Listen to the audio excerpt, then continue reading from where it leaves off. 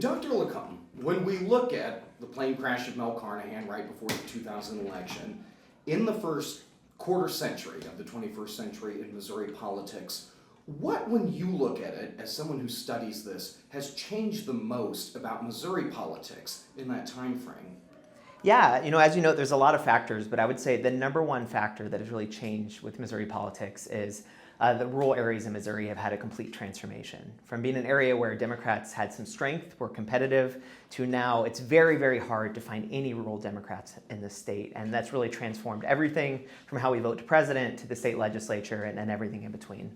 When you look at other states around the country, some other Midwestern states with a similar makeup to Missouri, have we seen that in them as well? Yeah, we've seen very similar transformations, right? If we think about the 2008 election, Obama wins Ohio, he wins Indiana, he wins Iowa.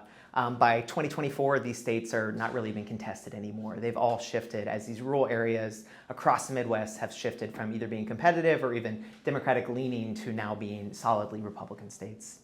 I wonder, do you think it was an issue of messaging, or do you know what changed that? Because Governor Carnahan then in the Senate election won posthumously during that, and he won in rural counties. What do you think changed where these Democrat candidates weren't resonating in these rural parts of our state? Yeah, I think everybody's wanting to look for that silver bullet, right? Of what is this one factor we can identify?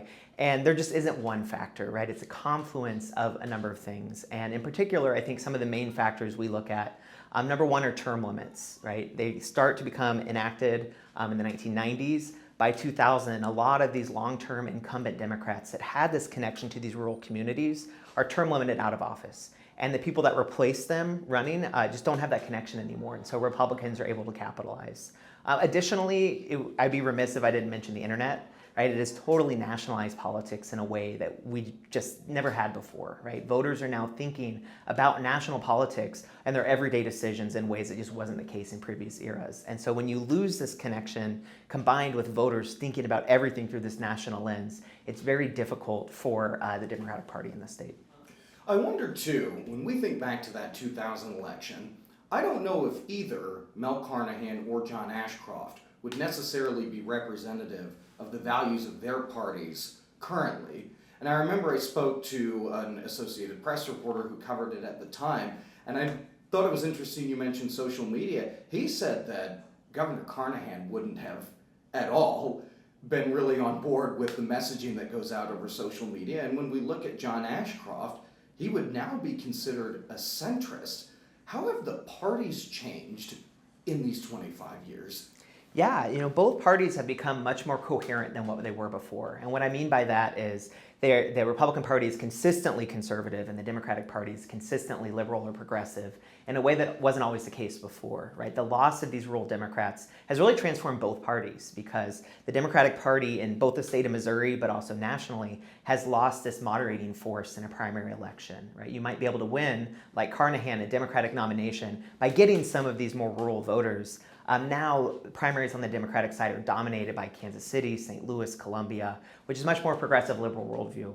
And on the flip side, right, the suburbs in Kansas City and St. Louis are really starting to transform into more of a Democratic place, right? And I mean that as the Democratic Party, right? And so as these voters have shifted to the Democratic Party, the Republican Party lost this moderating force as well. And now to win a Republican primary, you need to run as a conservative. You need to win these rural voters. And so the parties are just totally different than how they were before. They're much more rigid. There's much more focus on remaining pure in the party, remaining ideologically aligned. So it seems there's a sort of extremism to both ends. Yeah, absolutely. Both parties, there's no longer really an incentive to run to the middle anymore. Where in the past, both candidates were fighting for that voter right in the middle of the spectrum. Now, the first thing you need to do is to win your party's base of support. And the way you do that is you run to the right or you run to the left, depending on what party you're running for. Do you think that's hurt Democrats in Missouri when we see 40% of Missouri voter registration are Democrats, but in a state where we've got a lot more rural counties than we do urban ones? Do you think that that's what's really hurt them here? Absolutely, right? Because to win as a Missouri Democrat, you're going to need to win some moderate, maybe even some conservative voters. And so if you have these primaries producing candidates that are a really good fit for Kansas City or St. Louis or Columbia, but don't play well in other parts of the state, you're really going to have a challenge. And if you look at a candidate like Carnahan back in the day, right, running as pro-life, running as pro-gun, right, highlighting these issues that we don't think of today as a Democratic candidate, but as a way to signal to voters to say, look, yeah, I have a Democrat next to my name, I have this D here, but I am a moderate Democrat, right? I'm somebody that can share some of the values that many conservative voters in Missouri have. When political analysts look at policy that comes from states, have you found that usually better policy for constituents comes from competitive states?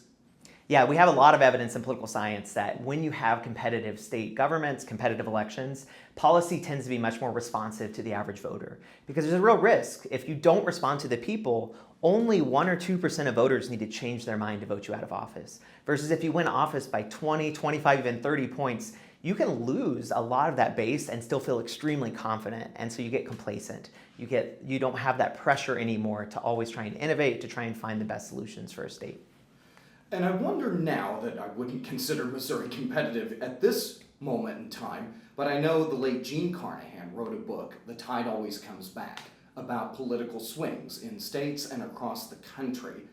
Do you see that? I know we see it at the national level, but do political scientists see that even in states such as Missouri, where you've got supermajority legislature, all of these statewide elected offices are one party? Do you see that over time there are political shifts, even in a state like Missouri? Absolutely. There's waves where states where one party will do very well, another party will do very well.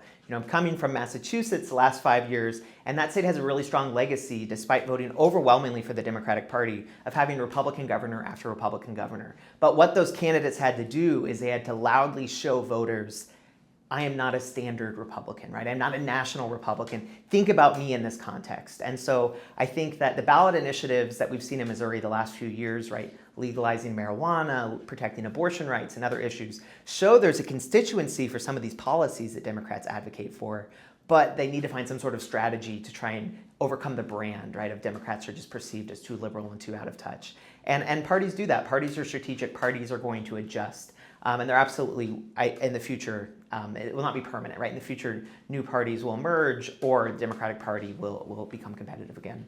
I know we've even heard, I know the Missouri Independent has done some reporting from even Republican political analysts who looked at the voter-approved measures that legislators repealed, and we've seen even in Kansas when Republican lawmakers took so much state funding away from schools. Kansas has a Democratic governor while Missouri has a Republican one. Is there a point where lawmakers in a political supermajority can push an agenda so far that voters then reach a breaking point? Yeah, absolutely. We see voters do course corrections all the time, and particularly state politics. I think it's really easy to just view everything through this national lens, right, where everything feels 50-50 all the time. It feels like we never have this breakthrough. But we see at the state level, voters are willing to split their ticket, to say, you know what, yeah, I voted for Donald Trump, I voted for Republican, but I'm not happy with the direction the state is going, and so I'm going to elect the other party. And so I absolutely, particularly for governor's elections, see a real opportunity if the legislature overreaches or oversteps for a Democratic Party to be competitive if they're strategic and who they get to run for office. Dr. Lercombe, I think those are all the questions I have. Is there anything else that you think people should know as we look back at the first 25 years of the 21st century in Missouri politics, but also as we look into maybe the next 25? And again, I know that this is something that no one can predict, but is there something that you think people should know about this political moment, how we got to this, and where we might be going that maybe I didn't ask? Yeah, as you noted, all political scientists kind of got out of the prediction game after 2016. But yeah, looking ahead, I think a crucial factor I didn't mention is demographics, right? We're a rapidly diversifying country. Now, Missouri is growing a lot slower than the rest of the country, and it's much more homogenous. We have a much larger white population. And I think that's part of this transformation as well, is as the rest of the country has become more diverse and our politics have reflected that, Missouri politics is absolutely still reflecting a state that's super majority white. And so that's something I'm looking for in the future is where are Missouri demographics going, right? Where are we seeing areas of growth? Is it in the suburbs around Kansas City and St. Louis? Are we seeing a growing non-white population? I think those things will be critical to understanding the direction that Missouri politics go in the future. I wonder, just to follow up on that real quick too, does age play a factor in that? Absolutely, right? As we're aging as a society, less children being born, right? We're growing older. Older voters vote at much, much higher rates than younger voters. And so I think that is part of the story here is we have a lot of older white voters in the state. And that is a demographic that historically has been a very, very good target for GOP candidates.